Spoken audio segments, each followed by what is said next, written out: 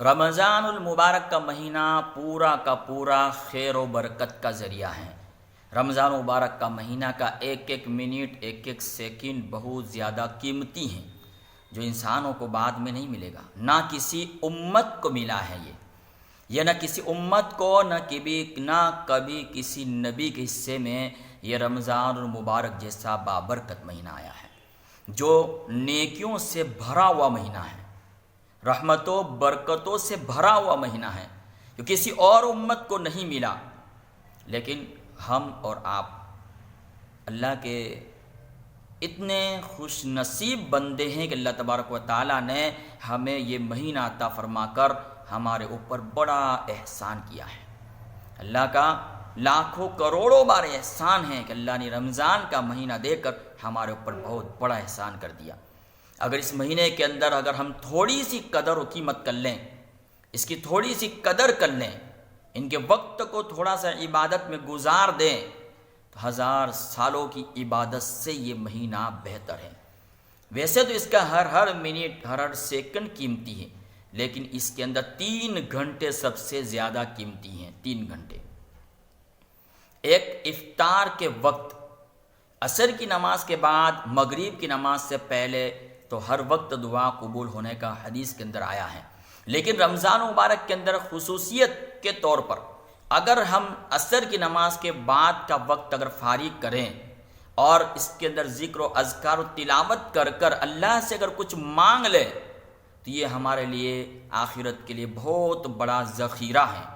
آخرت کے لیے بہت بڑا ذخیرہ ہے۔ اگر ہم تھوڑا سا بھی اس کے اندر اس عمل کو، افطاری کی وقت تھوڑی دیر اللہ کے سامنے ہاتھ اٹھا کر اللہ سے اپنے لیے، اپنے ماں باپ کے لیے، اپنے ہندوستان کے مسلمانوں کے لیے، پورے ملک کے مسلمانوں کے لیے امن و سلامتی کی اللہ سے التجا کریں اور اللہ سے اپنے آپ کو مانگ لیں، یہ بہت قیمتی وقت ہیں، اس 1 گھنٹے کو ضائع نہ کریں۔ دوسرا وقت ہے کہ رمضان مبارک کی اخیر رات میں سحری کرنے کے بعد یا سحری کے وقت تک ایک جو گھنٹہ ہوتا ہے، اس گھنٹے کے اندر زیادہ سے زیادہ کچھ پڑھ کر، تلاوت کر کے، دعا اذکار کر کے اللہ سے خوب دعائیں مانگی۔ اگر ایک دعا بھی اگر ہماری روزانہ کی قبول ہو گئی، ہمارے نامہ عمل میں کتنا بڑا ذخیرہ ہو جائے گا۔ یہی چیزیں دعائیں جو مومن کا ہتھیار ہے، جیسے مومن اپنے جسم کی اور اپنے ہر چیز کی حفاظت کرتا ہے، اسی طریقے سے دعا مومن کے لیے ہتھیار کی طرح ہے۔ یعنی مومن کے لیے دعا آگے سے، دائیں سے، پیچھے سے، ہر جگہ سے اس کی حفاظت کرے گی۔ دعا ایسی چیز ہے، کوئی چیز ایسی نہیں ہے جو تقدیر کو بدل سکتی ہے، لیکن دعا ایسی چیز ہے جو انسان کے تقدیر کو بدل دیتی ہے۔ دعا ایسی چیز ہے، اس لیے تہجد کی نماز پڑھ کر ضرور، زیادہ نہ 10 منٹ 15 منٹ ضرور اللہ کے سامنے ہاتھ پھیلائیں اور اللہ سے ضرور دعا مانگے، پورے مسلمانوں کے لیے امن و سلامتی کی دعا مانگے۔ تیسرا ٹائم ہے فجر کی نماز کے بعد، جو ہم سونے میں گزار دیتے ہیں، غفلت کے اندر۔ فجر کی نماز کے بعد فرشتے کی ڈیوٹی چینج ہوتی ہے کہ جو فرشتے نامہ اعمال رات بھر کے لکھتے ہیں وہ جاتے ہیں اور دوسرے فرشتے آتے ہیں۔ تو جب ڈیوٹی چینج ہوتی ہے اور فرشتے اپنا رجسٹر، اس کے نامہ اعمال رات بھر جو عمل کیا وہ اس کو سونپ دیتے ہیں، تو جس وقت وہ رجسٹر سنبھالتا ہے، اس وقت آپ اللہ کے ذکر کے اندر ہو، اس وقت آپ اللہ سے دعائیں مانگ رہے ہو، اور آپ کا رجسٹر ان فرشتوں کے ہاتھ میں جائے اور وہ جہاں سے آپ کی ابتدا کرے، آپ کا